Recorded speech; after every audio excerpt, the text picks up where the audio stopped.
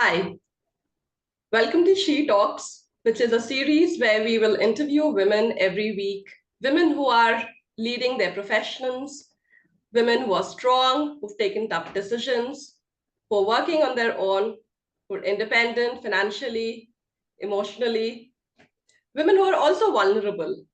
We'll share stories with you from women entrepreneurs, women corporate professionals, artists, and a host of other professions. Now, today we have a very special guest and a very dear friend, Jhelum Anikhindi. Let me give you a little introduction about what Jhelum does and what she will talk to us today about. So Jhelum is a serial entrepreneur, literally. She runs 3 startup ventures simultaneously with a corporate background. She has years of experience, and we'll spend the next half an hour, 1 hour talking to her about how she got here, what inspired her to start her ventures, and what she does. So let me get Jhelum here. Hi, Jhelum. Welcome. Hi, And Richa. so Thank you glad for having me. to take the time out to do this with us. All Thank you right. so much for having me. Great. So, Jhelum, definitely we have a lot to talk about today, but we'll gradually get to your interesting work that you're doing.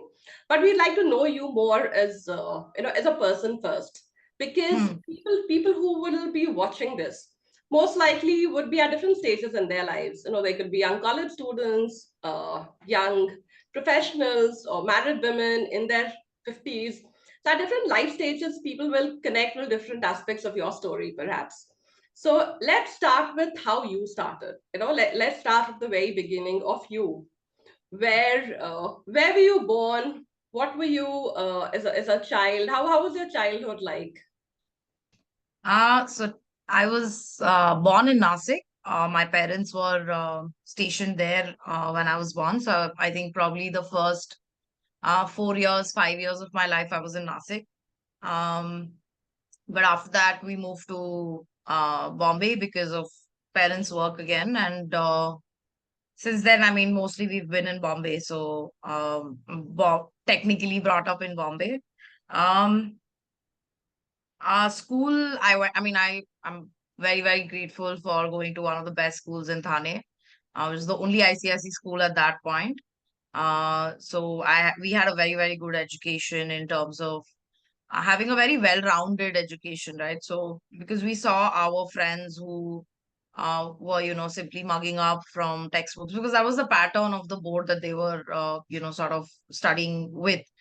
So I think we saw a lot more development in our language skills, in our understanding of concepts, because that was the way it was taught in our school, and I think that was one of the biggest, like I mean, it was a foundational growth for us that we were able to express based on concept understanding versus simply mugging something up. What were your favorite subjects? What did you enjoy so? Um, Anything that was not academic, honestly. But I was good at languages in school. And it wasn't something that came like inherently. It was something I picked up in school because the first time we gave exams was fifth standard. Till then, you kind of get auto promoted, Yes. even like even if it's a low grade. And I think fifth standard, I failed in my Marathi paper, which was really, really like disheartening for my mother because she was like, "Your mother tongue is what you failed in. Like, how can that happen?"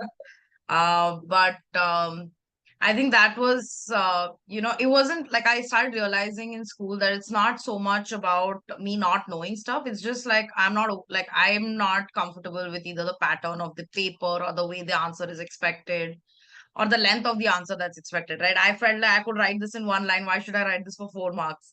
What But what were you what did you dream of becoming? Because as kids, we all have this bizarre dream of becoming different things at different points, from astronaut to gardener to a beauty parlor auntie. Everything, there's everything we want to be when we grow up. What was it for you? Honestly, as a kid, like super young, I thought I would become a nurse because one of my oldest cousins was like becoming a doctor. He was studying MBBS and stuff. So like it was like a family joke that he'll become a doctor and then I'll grow up and become his nurse. Um, because I mean it was just like a very very random aspiration. But I think over time, around eighth standard, I thought I'll become a journalist. But that, I mean, I didn't become a journalist, but I think the path that I had chosen to become a journalist, which was doing arts, which was then, studying Bachelor of Mass Media, those things kind of I had figured out in eighth standard.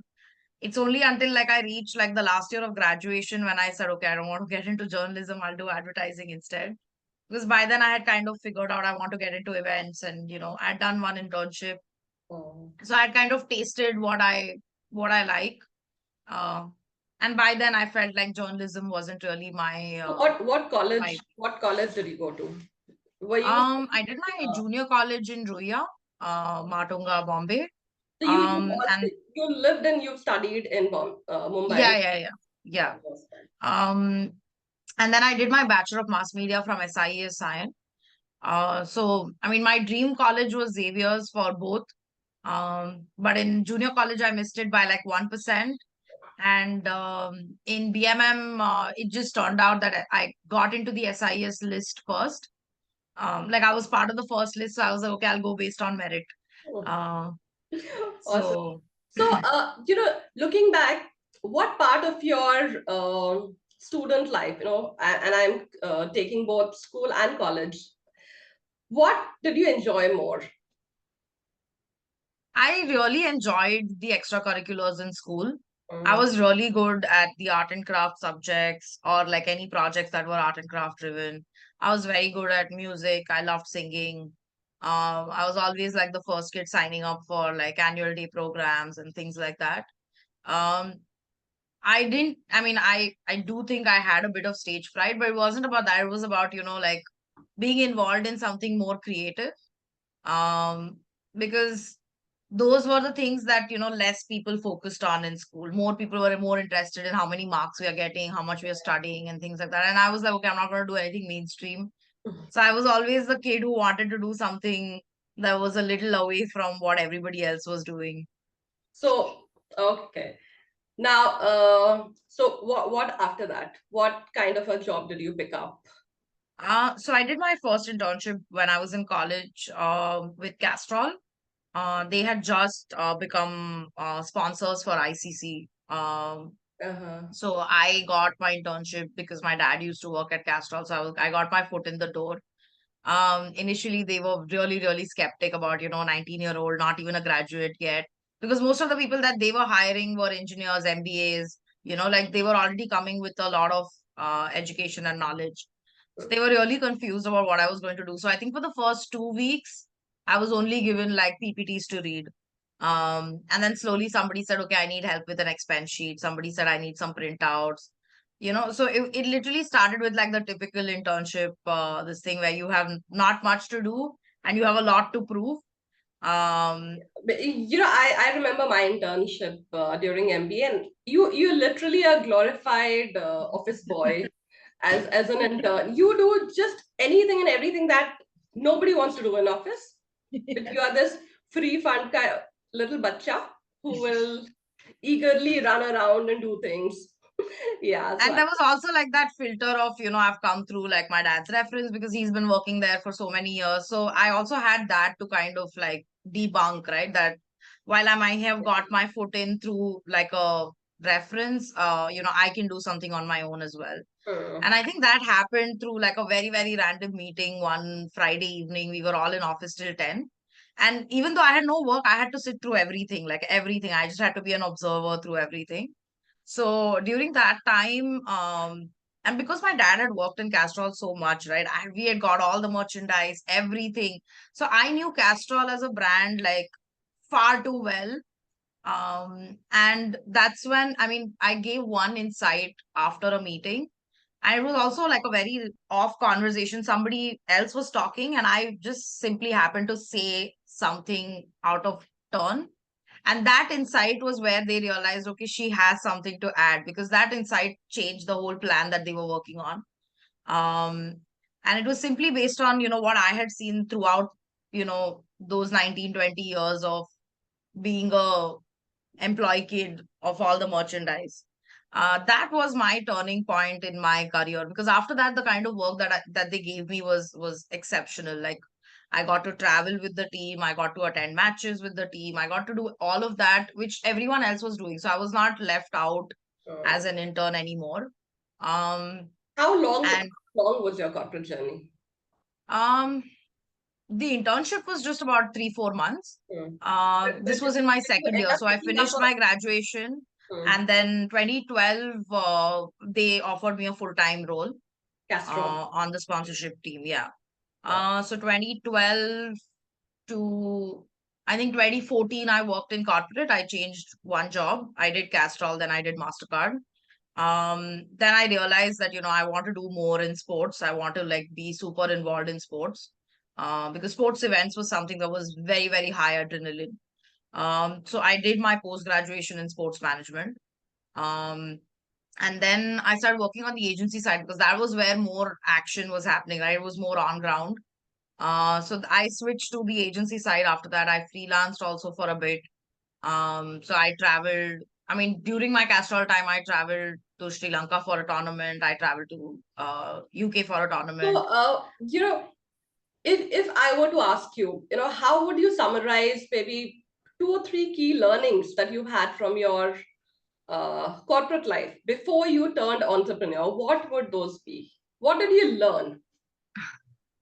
I think being process driven is something I learned in corporate, because that you can't do anything without a process. I mean, you can't even agree to hire a vendor without, like, doing all your processes. So being process driven was something that I really, really learned in corporate. Uh, Attention to detail is something I learned from my manager, my first manager. And I think what it means to care for employees, right? So I'm not saying that every corporate I worked at did their best, or like, were doing everything right. But I think the fact that, there has to be focus on the team and the employees in general, and there has to be some kind of safety for women employees. These are the kind of things that I really learned through my corporate life, because after 8 p.m., if we had to take a cab, we had to like inform our managers, we could get reimbursed, because after 8 was late, to be traveling from work. So there were like very, very like small things that were, put into thought when I was working in corporate. And then when I switched to the agency side, I started asking those questions, saying, what are your policies on women working late? What are your policies on working late in general, like irrespective of gender? And then these people were flabbergasted, saying, oh, what are these questions? Like, we all work till 11 and there are no rules and there's no reimbursement. And then I brought that, I was able to sort of bring a little bit of change everywhere I went. And I'm glad I've been able to do that, because I've been very vocal about, having certain standards that are maintained for employees. Yeah. And look at the changes that you're bringing through all the startups that you're running now. Let's move into that, because that I think is the interesting part. Running a startup is a difficult job. Running 2 startups is doubly difficult, and running 3 startups is insane. How did you get into this? When did when would you say this bug bit you? Have you had any entrepreneurs in your family? Not really. My dad, I think, had the bug to start a business, but by the time he decided he wanted to start, 2 daughters were already there. There was a family to support. So at the time that he was looking at doing this, this was too, like, it was too late in the life journey for them to, How kind of about your switch mom? and become How a. about your mom? Mom's been working again since the age of 19. She's been working. So you Um, you've been a hustler, because you've seen both your parents all your life work. yeah, You've seen independent, strong figures at home. Now, yeah. how does that translate into your startup dream? When did that happen? Um, We did. So my sister and I also did a diploma in wedding planning Mhm. around, I think, 2013, 14. And we Yes, so, started our own this agency. is interesting. Uh, you do sports management, you do wedding planning, uh, you do sustainable living products, you do lifestyle products, you do what else do you do? You do skincare, hair care. Yeah. How do you have So, so many interests? Where have these stemmed from? And really, what made you choose one? Every few years, maybe, you would be choosing a new yeah. area to venture into. How did that happen? And you know why I also ask this is because sometimes when you talk to people, they always have a lot of ideas. If you talk to somebody ki chalo ek business shuru karte hain, what are your ideas? People Mm. will come up with 10 ideas. How do you say, okay, this idea is feasible, this is worth my while to get into? uh, because a lot of times people struggle to find that one niche area. But then you are an excellent example where you've probably ventured into three, four personal interest areas, and that's working for you. So it's not like, so people who do listen to this and they struggle saying, that there's not that one thing that I can pinpoint Mm. and say that this is what I want to do. I equally feel passionately about three other things. Well, there are people who do three things simultaneously, and that is where I want you to come in and tell us how you've done all of these, and why did you pick these up, and if there's a favorite child in all of these startups. So I mean, I didn't know the answer of why I was able to do multiple things and why it was so easy for me to switch from one, interest area to another and still pick up something else. Last year I was diagnosed with ADHD, which kind of put a lot of my life in perspective. Because I did struggle with like academics in school. I was good at certain things, but I just didn't want to touch the other things. But then even with terms of like passion, interest, I've switched quite a bit. So I do call myself Jill of many trades. Um, and the way I look at it is, I've accepted that this is who I am. It took me a while because everybody was like, oh, you start something and then, immediately you switch. You're not very consistent. And this was not, I mean, this was everybody in my life because everybody was like, we are helping you pursue something. And then 6 months later, you want to do something else. And then 1 year later, you're doing something else. 1 month later, you've dropped something. So I've kind of accepted that this is who I am and I'm going to try 100 things in my life. And the way I look at it now is that, there's one life that I have. If it means that I'm going to do 100 things to explore that life, I'm going to do 100 things to explore that life. I'm not going to, hold myself down by saying, oh, I've put so much effort, so much cost, this, that, whatever. And, like I've spent 5 years doing this. Great. I spent 5 years doing it, right? Like I've learned what I wanted to learn from it. And if my learning curve, I feel I have reached my, peak of my learning curve, then I'm going to switch to something else because I need a new challenge. I need something new to get interested in. Yeah, So because that's how I like look like at. how people say about people that come into our lives. People come with a certain purpose in our lives. They either come to teach us something, or some people stay long enough. Some just come for a season and go away. So I think everything has a purpose, and that's how you look at your startups. I mean, they have a purpose why they come into your lives, and Yeah. the amount of your life and time that you spend on each of these.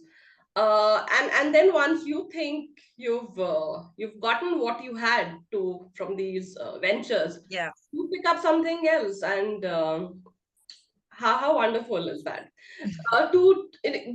It's difficult to let go of a startup that you've built and is now working, and then to say, okay, done. Now let me move to something else, because there are like five different things that I want to do. Yeah. So awesome, awesome. Um, Jhelum, tell me something.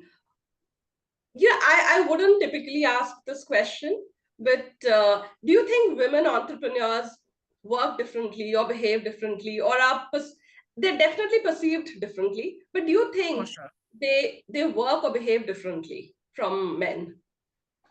Um, I mean, I don't know if this is a biological thing or it's just, come through inheritance of, the way women have functioned before us.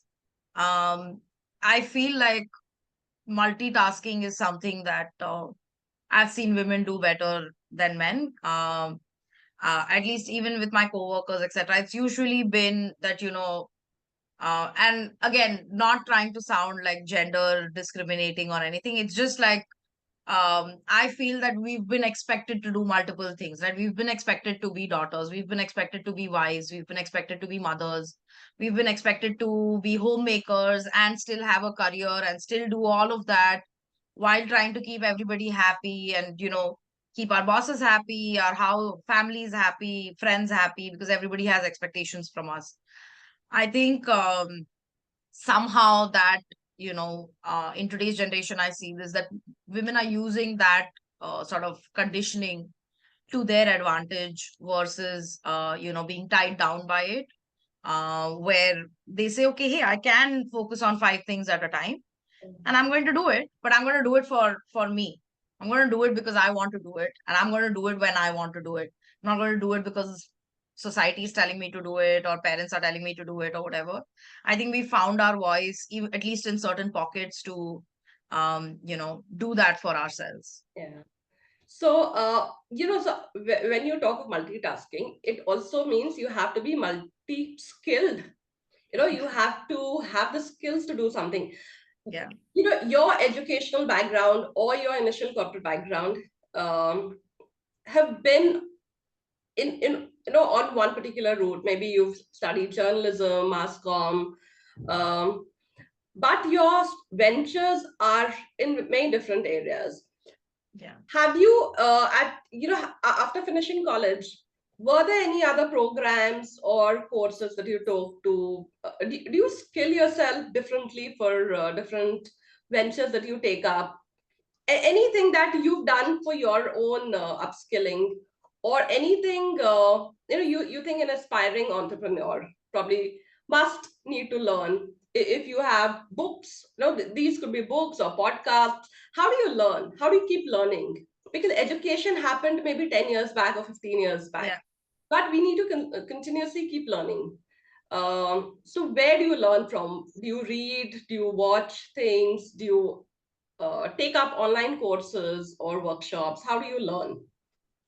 um Or and I or watch would you I recommend? watch a lot of content. Yeah. So I think Shark Tank was one of those shows that, really helped me. And we used to watch Shark Tank like long ago, the US Mm, Shark Tank. yeah, So we've been watching Shark Tank since then. And that really, I mean, even if you don't understand the terminologies and the, like the details of it, just the way people are building businesses, right? Where their stories come from, why they started a business, just to see and hear that in reality, it just kind of makes you want to say, okay, hey, it's if I find the right, drive in me, I could do this business or I could do what I want to do, right? If somebody has found that within themselves, then there is hope for everybody to find that sort of drive to start something.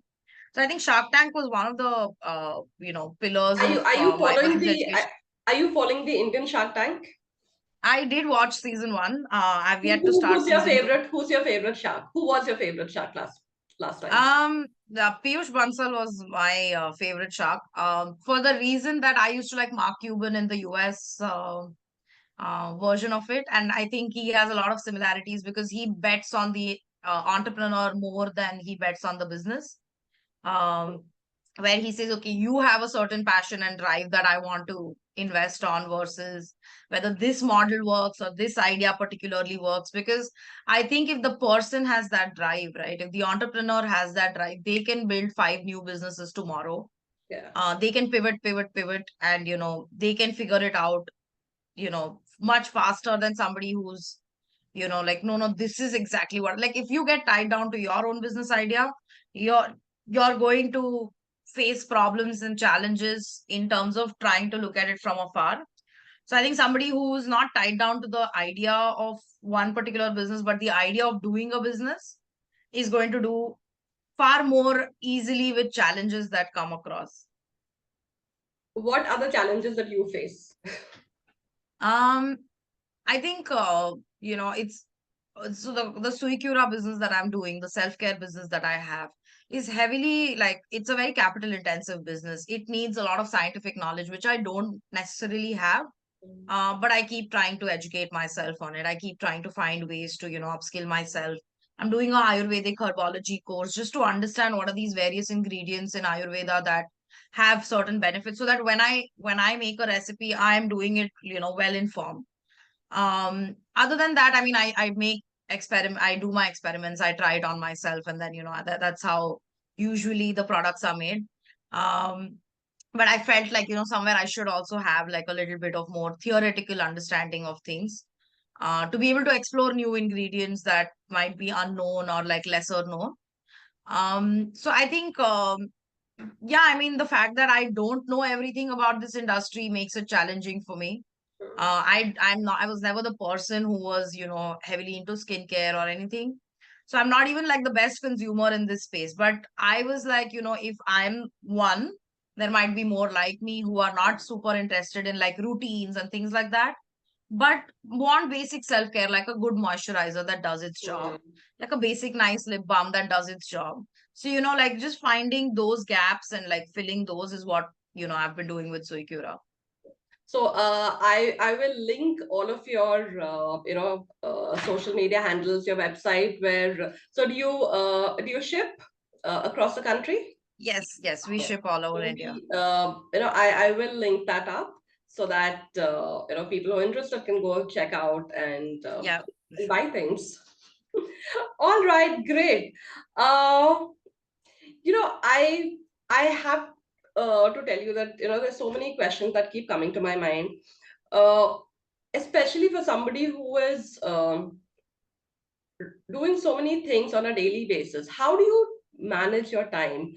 Do you do everything every day, or your startups are at different phases in their evolution, so there's a different amount of time and energy that you need to spend on them. How do you manage that? Or you know do you have a huge team that supports you? Because all of us have just those 24 hours in a day. That Yeah. is common. Now, how you utilize that? So maybe are there productivity hacks that you use? Are there softwares that you use? How do you make yourself more efficient? And every minute that you spend on something, how to make that count? What are the things you use? It could be team, it could be software, it could be resources, it could be just maybe you're an early riser and a late uh, you know night owl. How does it work for you? Um, Honestly, I mean, I don't work on everything every day, and everything doesn't need the equal amount of attention. Like Entrepreneur Connect is a community. It's a WhatsApp group. So there are like about 90 plus people on that group today. And it's more like a help group. So you just forward things sometimes. If there's a good conversation happening, you jump in. I'm currently arranging a masterclass, for example. So I have to do like a little bit of promotion for that. But it doesn't take up like all my time at all, because we want to keep the community like self-driven as well. Growth Nursery, we have a few clients that we service. Again, it's not a very everyday kind of thing. So when there's a bunch of work, we get it done and we send it out so that they have enough time to work on it. So Growth Nursery time is managed based on also client requirements. And Okay, then we have I'll just interrupt you for a moment. So there are three things that you run. Can you very briefly, in like say, a sentence each, help us understand what these three separate things do, Sure. so that because people have varied interests. So I might be interested in a particular thing and want Mm, to follow you for that, yeah, and so I want to just help us understand what are these three separate things that you do, and sure. if they're interconnected in any way. Sure. So Sui-Cura is a product-based D2C business, where we take care of personal care, home care, and mental health. So it's a completely product-driven business. From that came Entrepreneur Connect first, because I started doing pop-ups and I started meeting people, other small business owners.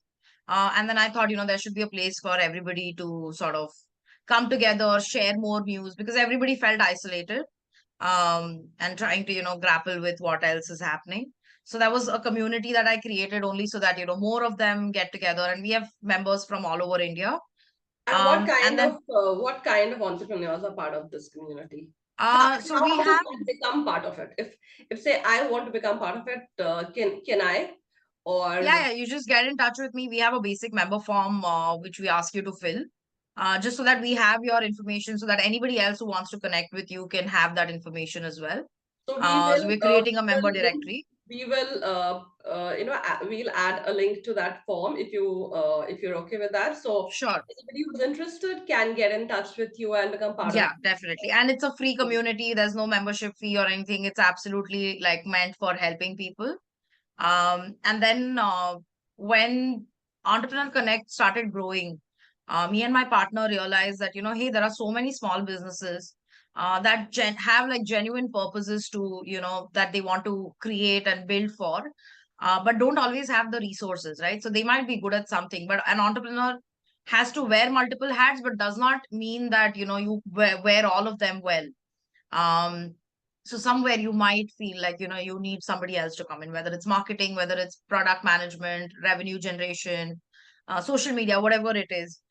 Sometimes it's the content strategy that's missing, right? So we decided to then create Growth Nursery as a consultancy, boutique consultancy. We cater to early stage startups, small businesses, and focused on women owned businesses. And we do custom solutions for everybody. And we want to help small businesses reach the growth stage, like the scaling stage, where, then there's aggressive growth. And um roughly, just to give people an idea, how if say I'm somebody at the ideation stage, I just have some ideas and I want to see if that can be built into a business concept. So is that also where you come in and help me think through and plan my yes. initial uh, Yeah, we do. So we do hourly consultations as well. So it's a no strings attached agreement where you book 1 hour, 2 hours, 3 hours, however you feel, how much ever time you want to take from us. And we have like a hourly rate thing where you book that and hour, you come, you talk, is you that get a whatever you standard want, and you, is that a yeah. standard rate, or it depends on the kind of No, involvement? it's a standard rate because we're charging more for the time that we're blocking. Mm, And then whatever you get from us in that hour is yours, right? Because we don't hold anything from that. And then okay, if you want to sort of convert that into a retainer or a custom agreement, that's a separate thing. But we don't push you for it or anything. It's 1 hour, we do that 1 hour and we step away. Because sometimes you need a soundboarding mm, exercise, right? You just want to talk to people who might bring more perspective. true. So that's how we built it, because we realized that in Sui-Cura as well, I'm not able to, spend enough money to hire an agency or hire somebody else or a full-time resource to, sort of build certain aspects of the business. So I said, okay, I don't have budget. So what do I do? Does that mean I should not market? Does that mean I should not do certain things? So we said, okay, so Sui-Cura is like, like our demo business that we keep looking at along with the other businesses in Entrepreneur Connect. And then Growth Nursery, kind of, we created a rate chart, which was very, very like modular, very affordable. You can either do one-time projects, you can do a retainer with us, depending on, absolutely how much you can afford to pay. And then we also have like a scaling model. So if you're a small business today and you need that help, then we do it at a lower rate with the agreement that when your business scales with our efforts, that money also increases, right? True. Um, Awesome. so So, okay, so before I move to our, last and final segment, what does sui cura mean? Sui-Cura means self-care in Latin. When I was setting up the business, I wanted it to be something simple but something unique. Mm, And self-care was, the central theme of what we wanted to build. So I just said, okay, let me check what self-care is in other languages, and we landed up on Sui-Cura. all right. Now, we will move to our last and final segment, which is like a rapid fire. Yeah, And, for the lack of a better word, I will continue to call it rapid fire. So the essence is your answers have to be quick and witty and, sure, to the point. All right. And we will have a lot of questions around your relationship with money because, sure. as shewealth, She Talks is a series that stems out of shewealth, and shewealth is the startup that I run. Hmm, Basically, it is a financial education platform for women.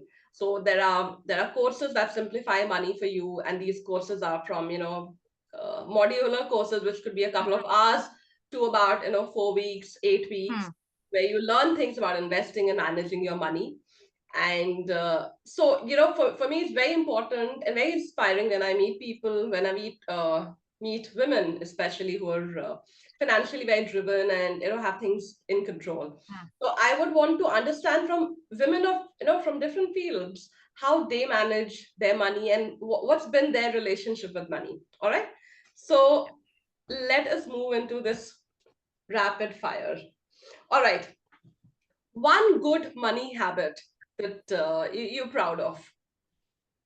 I've always put money in RDs every month.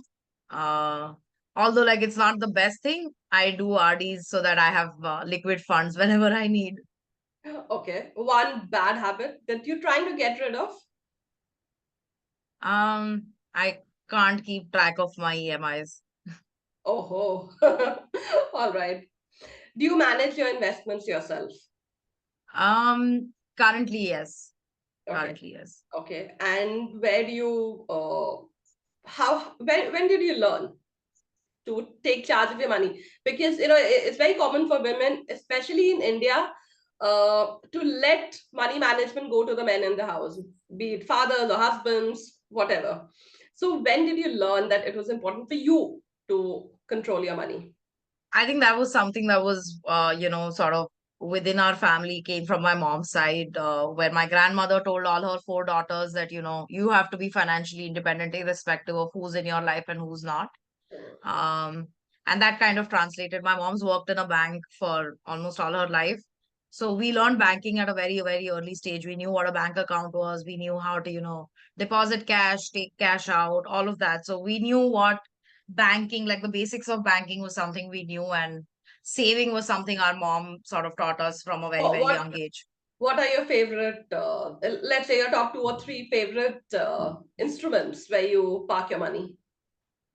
Um, I mean, I invest a little bit in mutual funds. Mm-hmm. Um, and we are now starting to think of investing in smaller startups and businesses that Okay. we can help, more from the social impact side of it, not necessarily the money making side of it. um, and Yeah, I think mutual funds, I used to do some ELSs to save some tax when I was in a corporate job. Okay. But yeah, I'm not the best at investments. Okay. All right. Are you a big spender, or um you're a cautious spender? I have my moods. I spend very cautiously when I'm spending on like clothes or like anything personal that's very superficial in that sense.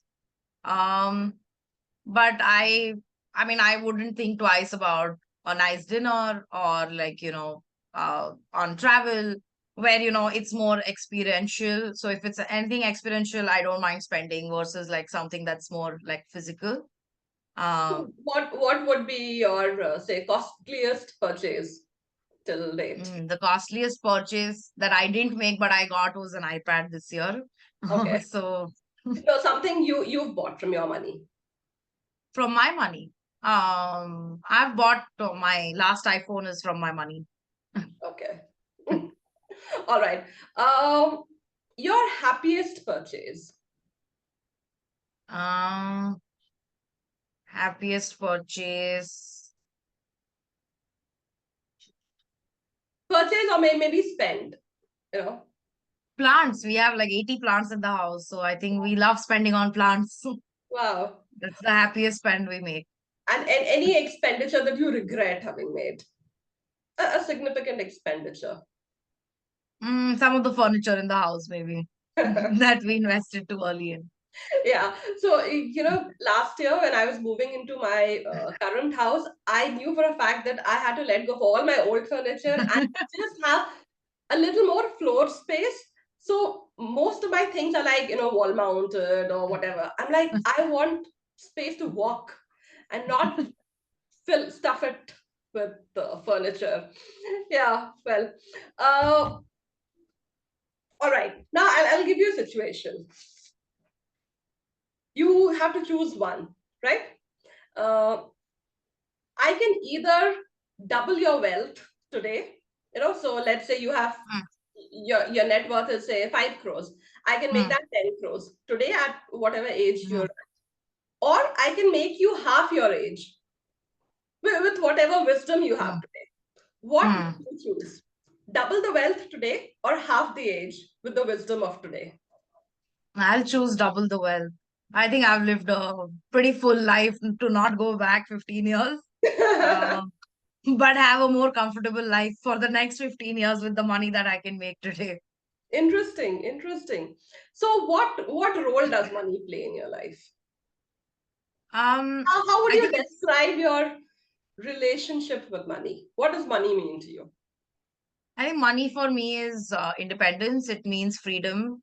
It's the freedom of choice, basically. It's not about having the freedom to go and spend in 10,000 places, but the freedom to make a choice, to whether to do a job, whether not to do a job, take a break, not take a break. Do I need to work 24 hours a day or not? I think money means that. I think because we were taught the value of money since like a very young age, um, I mean, I really wanted to be independent on my own, which is why I started working at the age of like 19, 20. I was like, I'm not studying anymore right now. I'm going to do a job, save money, and then study later if I want to. But I think I have the basics to, get started. So I started my job as soon as I was done with my graduation. And every time I don't have money, I go through like a very, very difficult mental phase. Like, if I've quit a job and, I've run out of money, or if I've done a freelance and then, I've not found a next project yet. Every time I don't have the freedom of that money, I go through a very, very bad mental space, because I think that's the conditioning also that's been done, that, money is, survival. Money is your means to the ends. And without money, you can't survive. And that's the reality of the world we live in.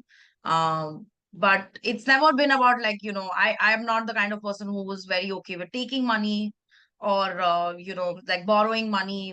It's just a huge mental pressure for me that I have to pay this back. So borrowing money is not my deal. So if I don't have money, I have to go out and earn it. I have to find a way to earn that money, and I have to do it on my own.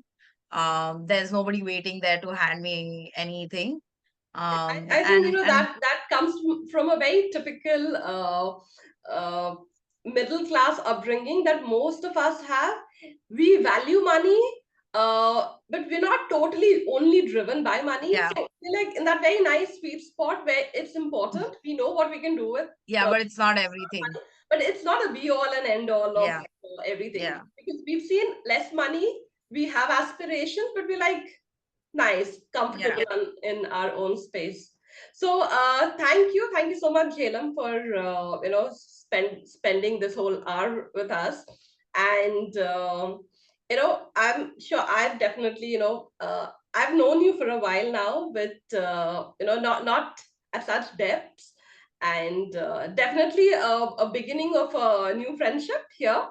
yes, And I'm sure your insights and your experiences will resonate with a lot of people, especially because they are at so many different there's so many touch points where yeah, people can feel that okay, this is something I've been through, or maybe I'm going through, yeah, and could be a very helpful thing to listen to and go back to, keep reminding oneself how what is important, and it's okay to take chances, and it's okay to dabble in five different things at any given point, yeah, because well, life is short. Yes. yeah. So thank you once again, and I'll hope to meet you someday soon. Yes, thank you so much for having me. It was a great conversation. I think money is I mean, it's always a very different perspective, right? Everybody has a very different perspective on money. Like my parents would probably say, save money and, like everything has to be saved, stop spending so much. And I'm like, oh, I don't know if I'm going to be here tomorrow. So I might, as if I want it today, let me spend it today and enjoy life. I don't know what's going to happen 10 years later. So Absolutely. yeah, I think the freedom of choice with money is the sweet spot that we should all aspire to be in. Yes. Great. Thank you so much. And Thank all you the so best for much. everything that you take up, that you're doing today and you want to take up in future. Thank you. Thank you so much. Bye.